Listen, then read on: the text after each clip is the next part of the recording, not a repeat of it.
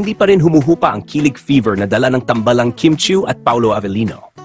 Matapos ang sunod-sunod na sightings mula sa Dubai trip, Balesin escape, birthday run at coffee dates, tila mas lalong tumitibay ang ugnayan ng rumored couple.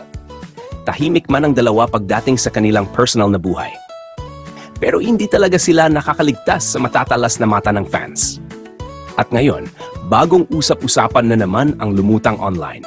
Ano nga ba ang naging regalo ni Paolo kay Kim noong kaarawan ng aktres? Marami ang nakapansin sa latest photoshoot ni Kim sa Dubai kung saan kapansin-pansin ang suot niyang mamahaling Cartier watch. Ayon sa ilang netizens, tila ito raw ang special gift ni Paolo para kay Kim sa kanyang birthday. Di umano'y regalo ito ng aktor? Eleganteng regalo para sa isang special someone, ika nga ng mga marites.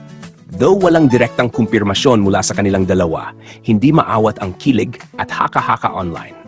Sa dami ng sweet moments ng dalawa lately, mula jogging sa umaga hanggang sa mga out-of-town getaways, hindi na rin katakatakang inaabangan ng fans ang bawat update. May reveal kaya soon? O mas gusto lang talaga nilang panatilihing pribado ang tunay nilang relasyon? Isa lang ang sigurado, hindi lang relo ang kumikislap ngayon, pati ang kilig ng buong Showbizlandia.